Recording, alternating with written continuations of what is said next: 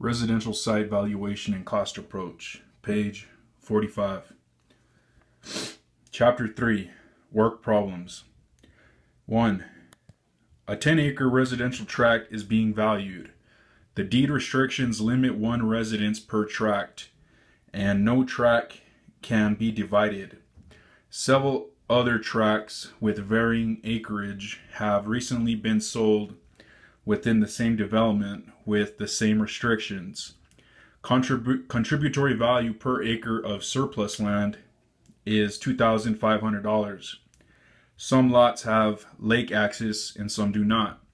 Lake access lots sell for $10,000 more than those without lake access. What is the value of the subject? I don't know if we should really do these.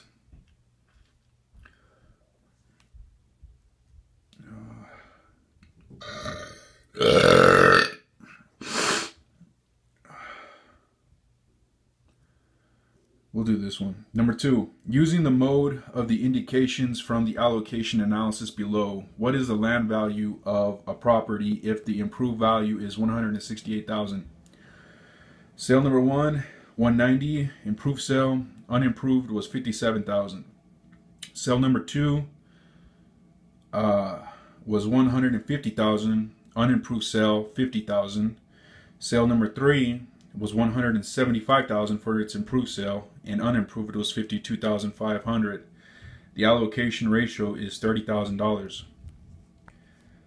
A rural property contains 193 acres of woodland and is improved with a 30-year-old ranch style house that has 1,458 square feet.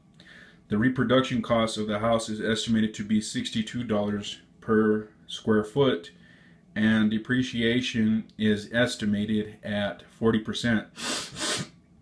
The as-is estimated value of the other site improvements is $12,000.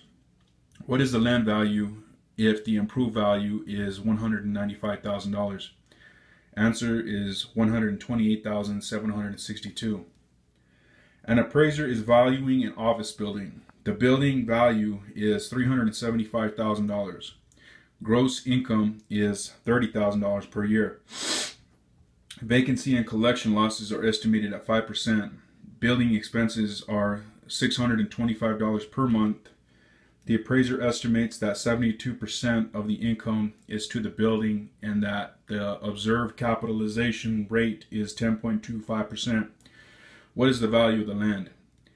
Answer, $57,360. Number 5, a subject land parcel is producing an annual net income of $36,750. A very similar comparable has been located that recently sold for $435,000 with an annual net income of $41,650. What is the value of the subject land parcel? Answer, $383,812. It's IRV. 6.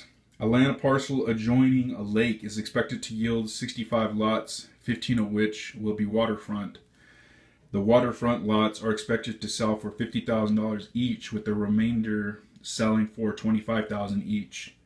Direct costs are estimated at $920,000. Indirect costs are estimated at 12% of the gross sales. And entrepreneurial profit is estimated at 8% of gross sales. What is the land value? Answer, $680,000.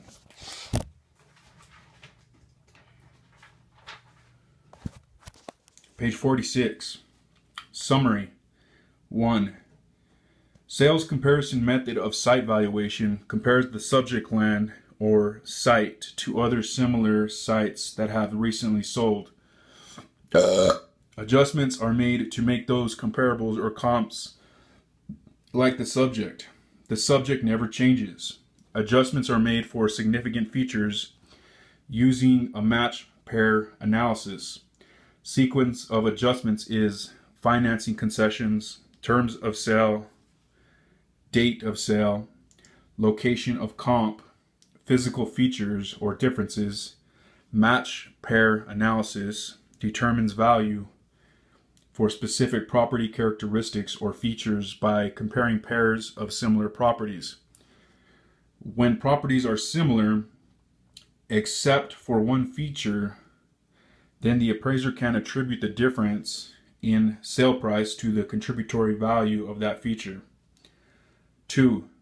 Allocation method of site valuation is based on establishing a typical ratio of site value to total property value in an area and then applying the same ratio to the subject property.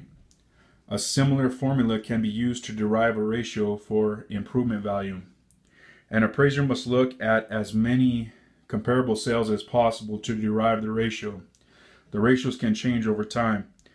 Factors that can cause ratios to change include change in property use, growth of an area, and deterioration of the structure. Sometimes ratios can be derived from other data such as tax records. 3. Extraction method of site value takes an estimated value of improvements on the land and subtracts that from the total value or sales price to derive a figure for the site value alone. The extraction method is commonly used for new construction. By taking the total market value of the completed property and subtracting the cost of the improvements, the resulting amount is the value of the site. The extraction method is also useful for existing properties when value is primarily for the site and not the structures on it. 4.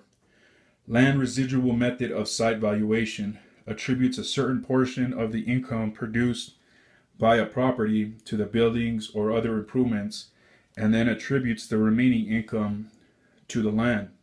This method uses a capitalization rate, and it is used for commercial or investment properties. 5.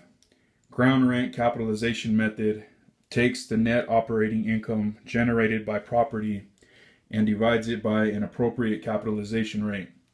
This is primarily a method for commercial and investment properties. The calculation takes annual net operating income of similar properties and divides that by the sale price. This gives a capitalization rate which is applied to the subject property's net operating income to indicate a value. 6. Subdivision analysis method takes the total projected site value of all finished lots and subtracts all costs of development to arrive at a value for the raw land. All costs must be considered, including the time value of money. The future sales value is discounted to its present worth using an acceptable rate of return. This method is used for subdivisions, office parks, or other similar developments, including large tracts of land.